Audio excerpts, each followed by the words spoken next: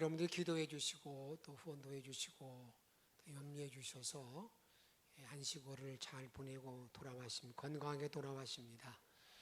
우리가 지구본호를 통해서 보면 우리 한국에서 쭉 밑으로 구멍을 뚫으면 나타나는 곳이 아르헨티나입니다. 그러니까 우리가 정반대에 있는 곳이죠. 그러니까 지구본도로 말하면 이렇게 서 있는 사람이 거꾸로 있다가 온 거기 때문에 여러분 한번 잘 생각해 보면 그만큼 이제 그 거리상으로 모든 면에 좀 어려운 곳이면 시간적으로 이제 어려운 곳이라는 걸 알게 됩니다. 마치고 잘 선교지도 잘 탐방도 하고 잘 다녀왔습니다. 감사드립니다. 제가 안식월을 통해서 이제 사실 지난 모든 시간마다 쭉 이제 지금까지 목회 여정을 살펴보는 그런 과정이 아니었겠습니까? 그리고 이제 특별히 목회하는 설교나 그런 것들보다 떠나 있기 때문에 뭐 생각들은 단순하잖아요. 단순한 생각 속에서 지나고 왔습니다. 오늘 본문에 보면 바울 사도가 감옥에 있을 때 자기가 개척했던 많은 교회들로 하여금 많은 소식을 듣게 됩니다. 여러 가지 갈라디아 지방의 교회를 통해서 에베소 교회를 통해서 이렇게 소식을 자꾸 듣는데 그가 소식을 들었을 때 어떤 소식을 많이 들었겠습니까? 좋은 소식보다도 때로는 비방하는 소리, 걱정되는 문제, 여러 가지 그런 많은 소리를 들었을 거 아니겠습니까?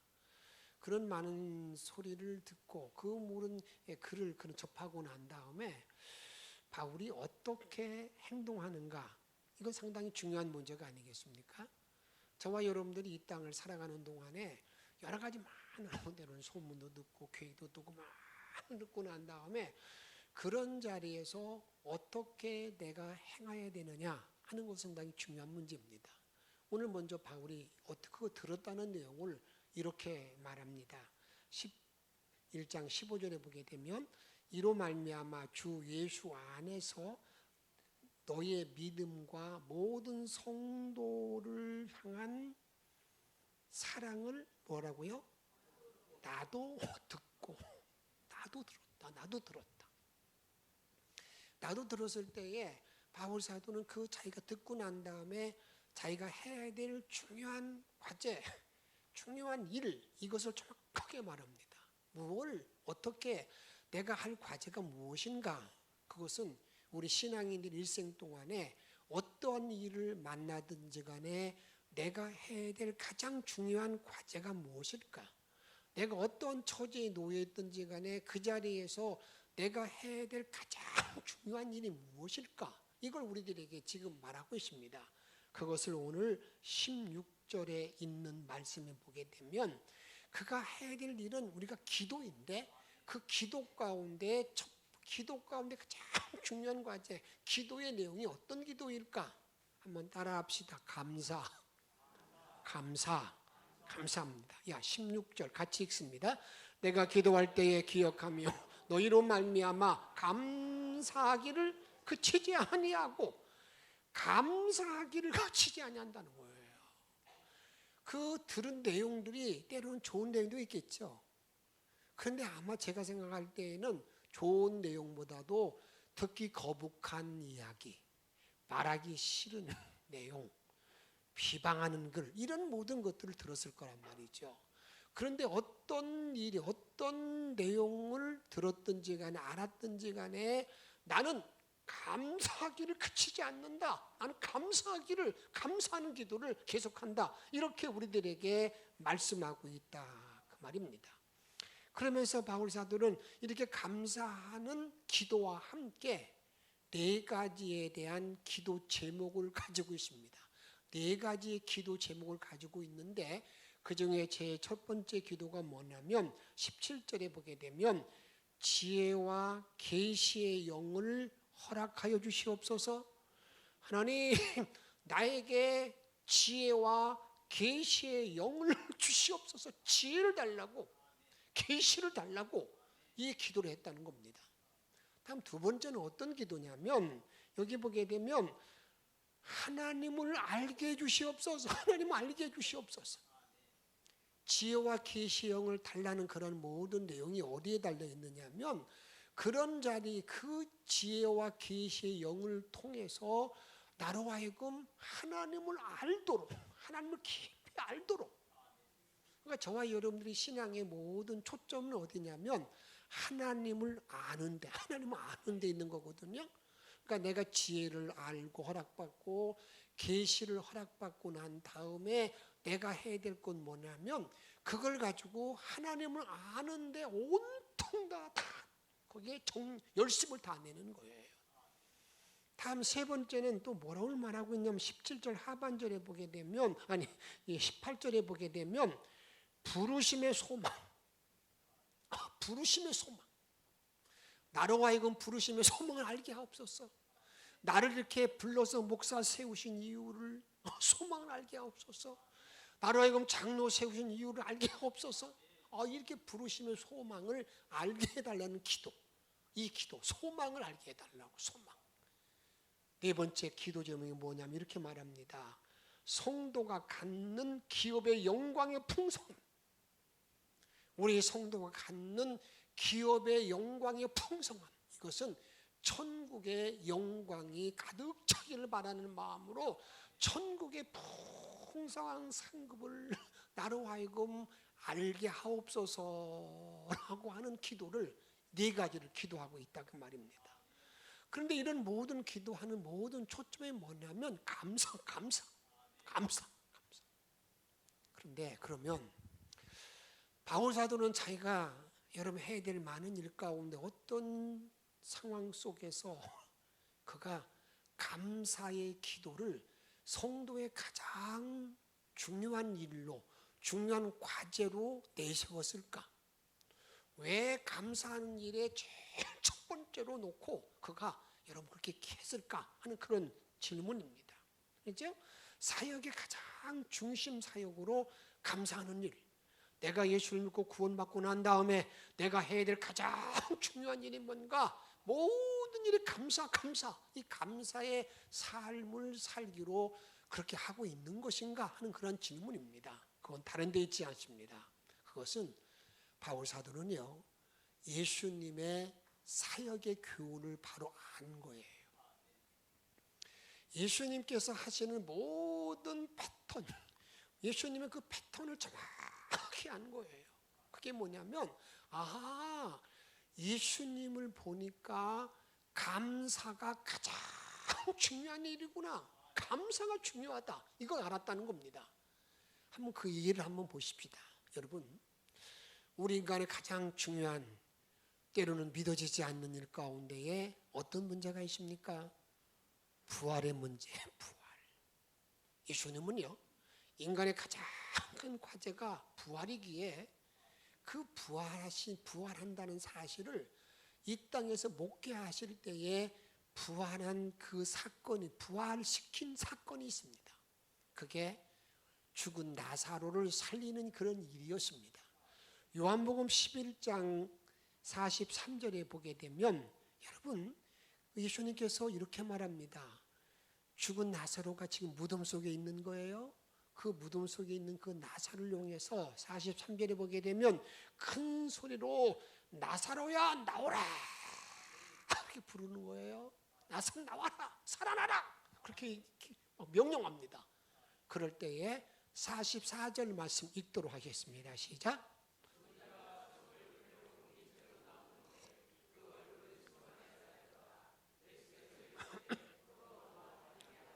아멘. 여러분 그렇게 나사로야 나와라 하고 명령하니까 어떤 일이 벌어졌냐면 그 나사로를 우리는 우리나라 염이라고 그러잖아요. 배 같은 걸 감았어요. 그 묶인 채로 나온 거야. 시체로 나온 거예요. 그러니까 예수님께서 걸어 다니게 하라 그래가지고요 풀어놓으니까 이 나사로가 살아난 나사로가 되었다 그 말입니다. 그러면 이렇게 죽은 나사로를 살리기 전의 모습은 전에 예수님 어떤 일을 하셨는가 이걸 우리가 잘 봐야 되는 거예요. 이 죽은 나사로를 살릴 때 예수님이 하신 일은 뭐였는가? 여러분 요한복음 11장 41절에 보게 되면 돌을 옮겨 놓으니 예수께서 눈을 들어 우러러보시 같이 읽습니다. 이르되 아버지여 내 말 들으신 것을 감사하나이다. 근데 이 감사한다는 말을 하실 때에 여러분 베드로 이 나사로가 지금 살아났어요? 살아나지 않았어요? 살아났어요? 어디 있는 거예요? 죽은 채로 무덤에 놓여 있단 말이죠. 그 무덤에 놓여 있는 나사로를 향해서 그를 위해서 기도할 때에 감사하나이다. 이 나사로가 살아날 것을 감사하나이다 하고 딱 감사 완료시조로 말하는 거예요. 감사한 다음에 뭐가 이루어진 거예요? 죽은 나사로가 살아났다가 이걸 바울이 지금 아는 거예요. 또 하나의 사건을 보십시다. 오병이어의 사건을 아시잖아요. 이 오병이어의 사건은 사복음서에 다 함께 기록되어 있는데 그만큼 중요하다는 거예요. 그런데 그 오병이어 사건에 보게 되면 예수님의 말씀을 듣기 위해서 병 고침 받기 위해서 수많은 사람들이 예수님을 따라오는 거예요. 먹을 것 없는 광야까지 따라왔어요. 근데 여러분 그들에게 제자들이 이렇게 말합니다. 선생님, 예수님, 랍비요, 저들을 빨리 집에 가서 밥 먹도록 하세요. 저들 지치면 쓰러집니다. 병들 물이 고통당합니다. 빨리 보내세요. 너희들이 먹을 걸 주어라. 우리 아무것도 없어요. 이 빈들에서 이게 뭘 얻는다는 거예요. 너희 있는 게 뭐냐? 어린 소년이 있는 보리떡 5개와 물고기 2마리밖에 없어요. 그걸 가지고 와라. 여러분 가지고 오라고 그래서요. 여러분 예수님께서 그들에게 여러분들이 그들을 먹입니다. 먹이고 나는 내용을 이렇게 말합니다. 요한복음 6장 12절에 보게 되면 그들에게 다 먹였어요. 다 먹였는데 먹인 숫자가 몇 명이라는 거예요? 5,000명 정도를 먹고 난 다음에 그 다음에 예수님이 하신 말씀이 뭐냐면 그 남은 거를 전부 다 거두어라. 절대 버리지 말아야 된다. 그래서 그 먹고 남은 걸 거두니까 몇 광주리가 됐다는 거예요? 12광주리가 됐다고 여러분 13절에 말하고 있는데 이런 놀라운 기적의 사건이 있기 전에 뭐가 있었느냐 그 말이에요. 이게 중요한 거 아니겠어요? 5,000명, 남자만 5,000명이기 때문에 사실 따져보게 된다면 거기에 아이와 여자를 더하면 한 15,000명 정도, 2만 명 정도 모여있는 사람들이거든요. 그들에게 이걸 다 먹고 나온 다음에 12광주리에 가득 채우고 나온 있기 전에 예수님이 하신 내용을 보세요. 어떻게 예수님이 하셨는가 하는 게 중요한 문제가 아니겠습니까? 여러분 6장 33절, 6장 11절에 보게 되면 예수께서 떡을 가져 모아사 축사하신 후에 여러분 얼마나 이 비참한 이 축사하실 때까지는 너무 비참한 거예요.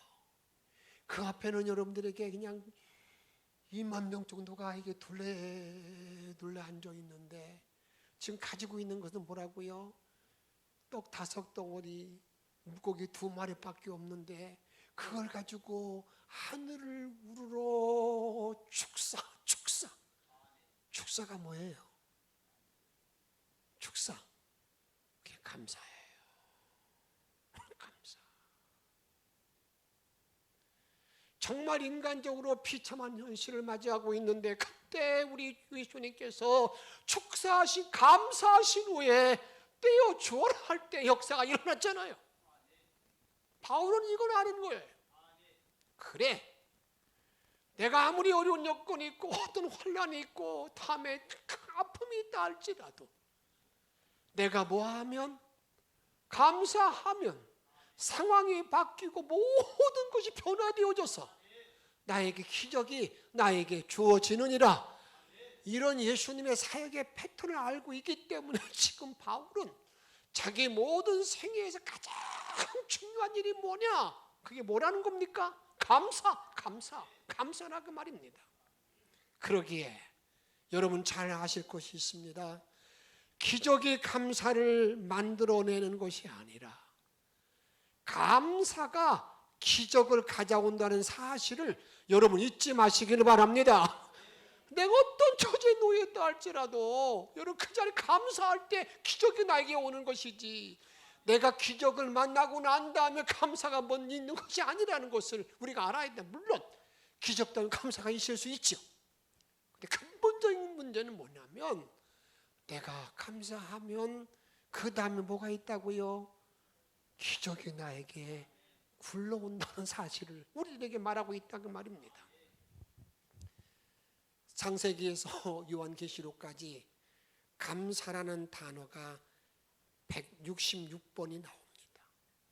근데 그 중에 132번은 구약에 나와 있는데 그 구약 성경 가운데 감사의 단어가 시편에 74번이 기록되어 있어요.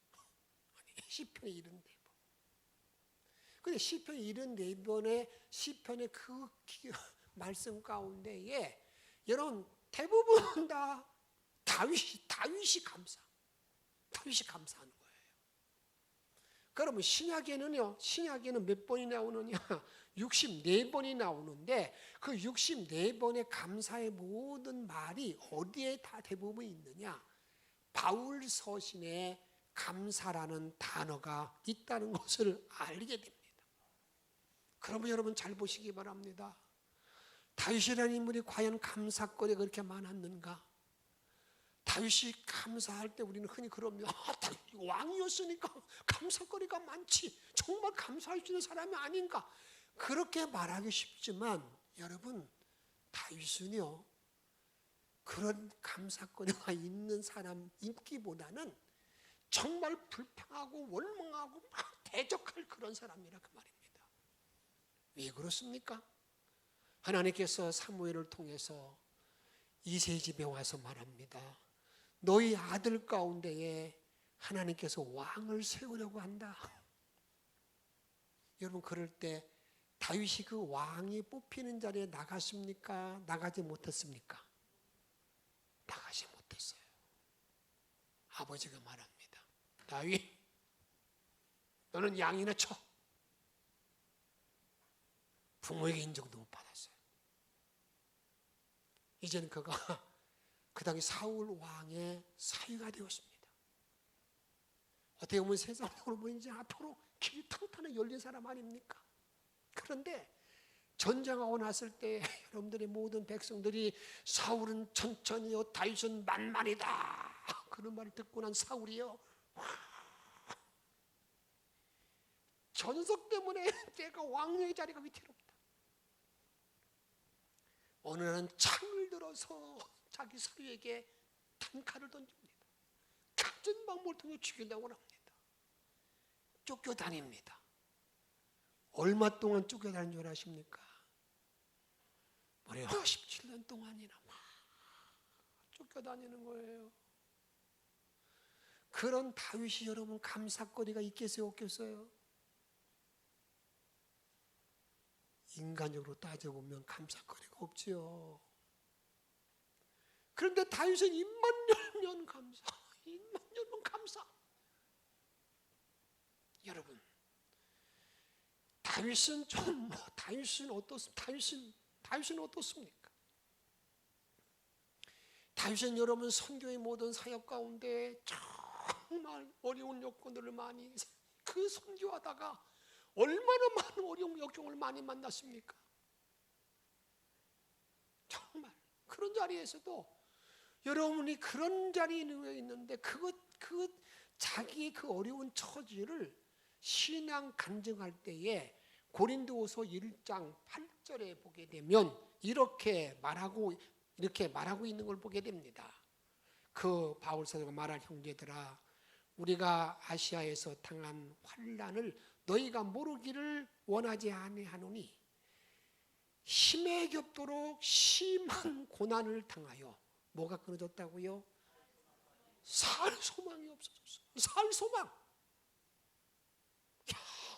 살 소망이 없는 거야. 그때 바울은 자기 자신을 이렇게 고백합니다. 9절에 보게 되면 같이 읽습니다. 시작. 우리는 우리 자신이 사형 선고를 받은 줄 알았으니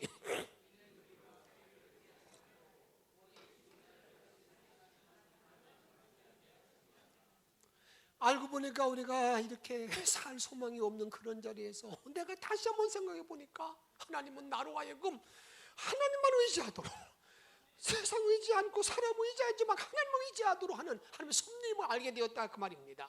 그래서 우리가 10절에 보게 되면 뭐라 합니까? 이제는 그런 이런 믿음 고백합니다.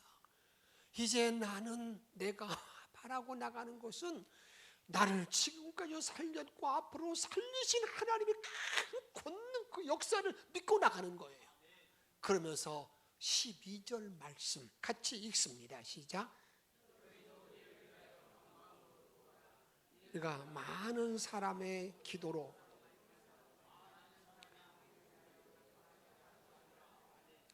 왜 이렇게 어려운 여건 처지에 놓이게 했다는 거예요. 그런 처지에서 감사하라고. 바울, 너 살 소망 없어졌지? 너 지금 희망이 안 보이지? 아니야. 하나님은 창조주 하나님이잖아. 그래서 그 하나님을 믿는 모든 사람들에게는 감사하도록 이렇게 인도한다 그 말입니다. 그러기에 신앙의 가장 중요한 일, 구원받은 모든 사람이 가장 귀중한 일이 뭐라는 겁니까? 어느 처지에 만나든지 간에 감사하는 것, 감사하는 일인 것을 우리들에게 말씀하고 있다 그 말입니다. 그래서 바울 사도는 자기 자신이 고린도후서 11장에 보게 되면은요, 내가 복음을 전하며 당한 모든 환난의 모든 어려움들을 쭉 나열합니다. 그 나열합니다. 그런데 그 나열의 자랑이 아니라 우리들에게 바울이 간구하는 것처럼 그래 우리가 어떤 처지에 놓이든지 간에 그 자리에 감사해야 되는 거야. 이런 것도 우리에게 말하는 겁니다. 그런데 그 바울의 자기의 환난장을 보게 되면 바울은 자기가 당하는 이 육체의 모든 고난과 역경은 아무것도 아니고 더 큰 그 자기 짓누르는 것이 있다는 걸 말하고 있습니다. 이게 성도가 살아갈 때에 나와 여러분들이 내가 믿음 생활할 때 목사의 모든 일 가운데 장로의 가장 귀한 일 가운데 항상 귀중한 게 이 문제를 정확히 알게 되면 하나님께서 그들의 모든 길을 바로 인도한다는 사실을 여러분 놓치지 말아야 되는데, 한번 바울 사도가 자기가 당한 모든 어려움들을 한번 좀 말씀으로 한번 읽어보시고 읽기만 하면 알 수 있는 거니까. 고린도서 11장 여러분들에게 23절 말씀 읽습니다. 시작. 그들이 그리스도의 일꾼이냐?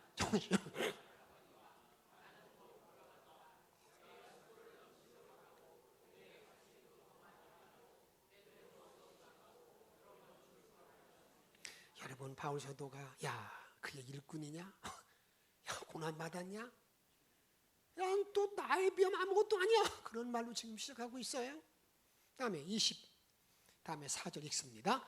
유대인들에게 40에 하나 감한 매를 5번이나 맞았으며 3번 태장으로 맞고 25절 한 번 돌에 맞고 3번 파선하고 일주일을 깊은 바다에 지냈으며 26절 여러 번 여행하면서 강의 위협과 강도의 위협과 동족의 위협과 이방인의 위협과 신의 위험과 광야의 위험과 바다의 위험과 거짓 형제 중에 위협을 당하고 27절 또 수고하며 애쓰고 여러 번 자지 못하고 줄이며 목마르고 여러 번 굶고 춥고 헐벗었노라.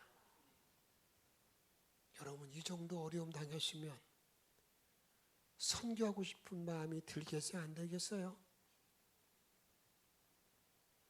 이 정도 어려운 여건이 나에게 주어졌다고 그런다면 예수 믿고 싶은 생각이 들겠어요? 안 들겠어요?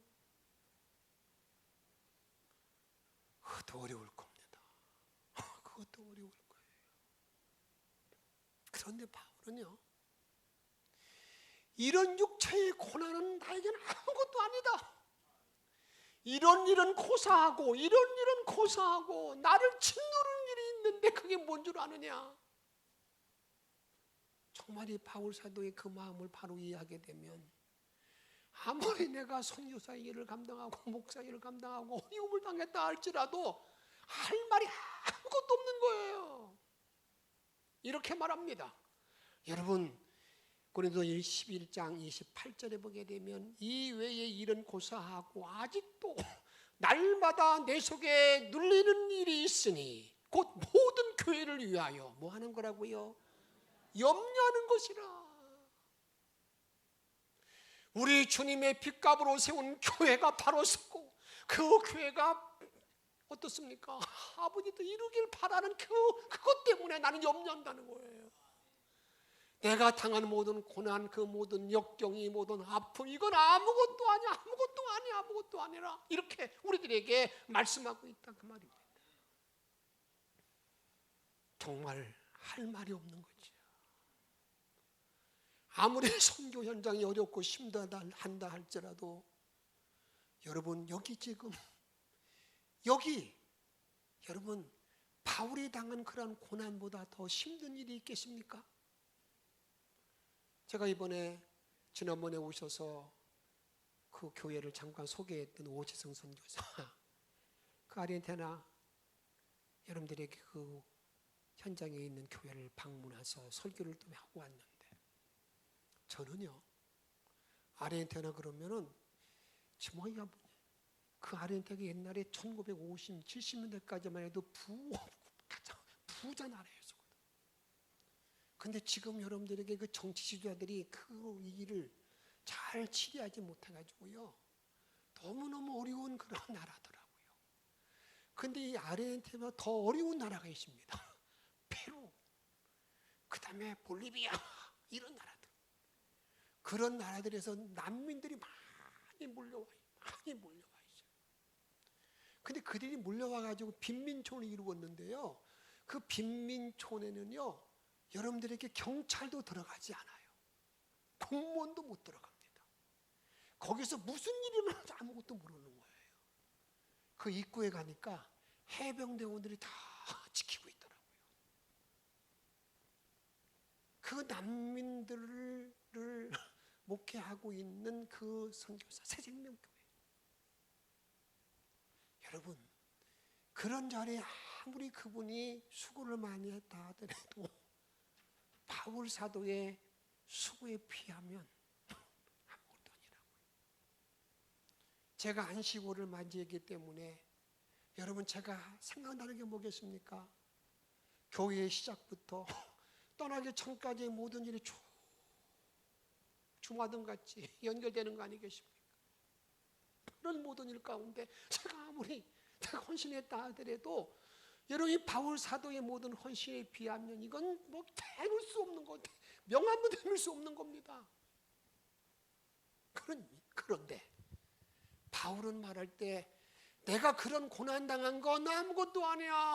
내 속에 눌리는 거 그게 있는데 그게 뭔 줄 아느냐. 그게 교회야 교회. 교회가 바로 서는 거야. 저는 제가 떠나기 전에 잠시 말씀드렸지만 이번에 정말 하나님 앞에 철저하게 다시 한번 회개하면서 제가 영천국의 미래 청사진 그러한 모임을 가질 때에 한편 제가 너무 섭섭함이 있었어요. 섭섭함 때문에 그러면 제가 다 끝나 내가 은퇴하고 난 다음에 후임자 정하세요. 그러고 그 말을 한 것 때문에 제가 회개했다고 그랬잖아요. 철저하게 고맙습니다. 교회가 후임자가 바로 정해지고 이어지는 것은 그게 하나님의 섭리인데 왜 섭섭함 때문에 그런 일을 했을까? 참 부끄러운 거죠. 그래서 바울 사도는요 자기가 교회를 위한 염려뿐만 아니라 그는 이렇게 말합니다. 계속 이어서 보게 되면 11장 29절에 보게 누가 약하면 내가 약하지 아니하며 누가 실족하면 실족하게 되면 내가 애타지 아니하냐. 30 읽습니다. 내가 부득불 자랑할진대 내가 약한 것을 자랑하리라. 약한 것 자랑하는 사람, 약한 것 목사 약점 자꾸 들어 자랑하는 것 이게 바울의 자기 입장인 걸 말하고 있다 그 말입니다.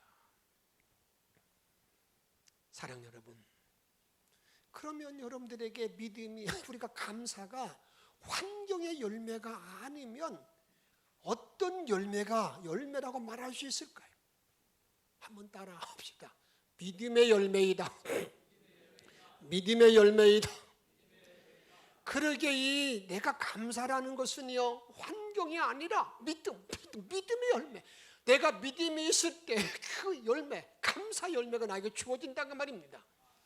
이것을 고린도서 1장 6절에 보게 되면, 그러므로 너희가 그리스도 예수를 주로 받았으니, 예수를 나의 구주로 받아들였으니 그 안에 행하되. 7절 같이 읽습니다. 시작. 그 안에 뿌리를 박으며 세움을 받아 교훈을 받은 대로 믿음에 굳게 서서 감사함을 넘치게 하라. 아멘. 한번 따라합시다. 믿음에 굳게 서서. 믿음에 굳게 서서. 어디에 서서요? 믿음에 굳게 서기만 하면 어떤 처지, 역경, 환난을 만나도 뭐가 넘칠 수 있다는 겁니까? 감사가 넘치게 하라. 감사가 넘치게 하래요. 이런 현장이 뭔 줄 아십니까? 앞에서도 여러분 구약성에 감사라는 단어가 여러분 다윗을 통해서 많이 말하고 있는데, 다윗이 고백한 모든 신앙 고백 가운데에서 제일 중요한 고백이 어디입니까? 시편 23편에 있는 말씀입니다. 여호와는 나의 목자이시니 내게 부족함이 없다. 마지막 끝에 내 잔이 넘치나이다. 그런데 거기가 가장 중요한 문제는요, 그 믿음만 바로 세워지게 되면, 여호와는 나의 목자라는 사실을 내가 바로 믿기만 하면, 바로 깨닫기만 하면 정말 내 잔이 넘치고 부족함이 없는 복된 삶으로 승리할 것을 확신하시기 바랍니다. 그런 내용의 말씀을 가지고 우리 시편 23편에 있는 말씀을 한번 천천히 한번 여러분들이 읊조리면서 한번 읽어보도록 하겠습니다. 1절 말씀 시작.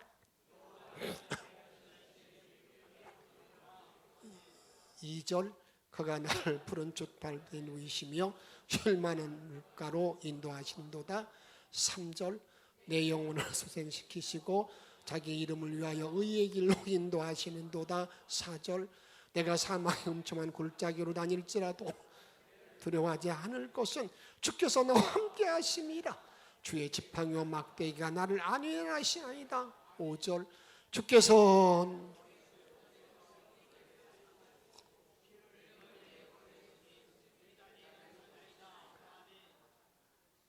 6절. 내 평생의 선하심과 인자하심이 반드시 나를 따르리니 내가 여호와의 집에 영원히 살리로다. 할렐루야.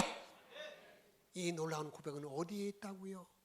믿음인데, 여호와가 나의 목자가 되기만 하면 내가 부족함이 없고 내 잔이 넘치고 내 원수 앞에서 나에게 상을 베풀어 주시는 그 하나님, 저는 여러분에게 축복하고 부탁하는 것은, 남은 모든 생을 살아가는 날 동안에 정말 감사함으로 나를 위해서 구원의 은혜를 주신 그 하나님께 감사하면서 내 생활 전체가 어떤 일을 만나도 이 감사함으로 일생을 승리할 수 있는 저와 여러분의 생이 되어지기를 주의 이름으로 축복합니다. 찬양.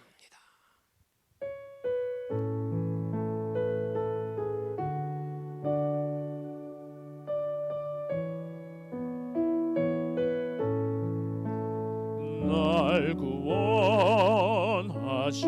주 감사, 모든 것 주심 감사, 지난 추억이 내 감사, 주 내 안에 계시네. 향기로운 봄철의 감사, 외로운 사라진 눈물도 감사, 나의 영혼 평안해. 응답하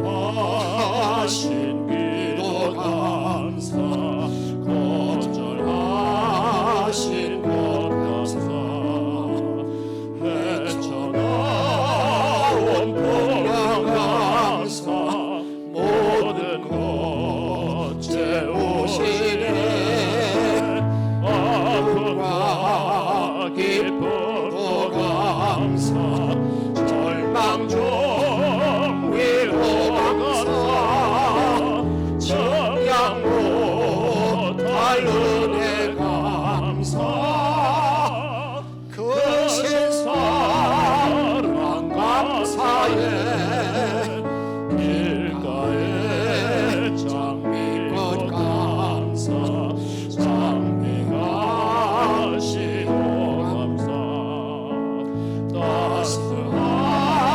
따스한 가족 희망 주신 것 감사 기쁨과 슬픔도 감사 하늘 평안을 감사 내일의 희망을 감사 영원토록 감사해. 나의 하나님, 나의 주님께서 원하는 게 무엇입니까? 내가 너에게 생명을 주었으니 구원을 허락해 주었으니 가장 위대한 일을 해라. 감사하는 삶을 살라고 말했습니다. 오늘 주신 말씀을 기억하며 함께 통성으로 함께 기도하겠습니다.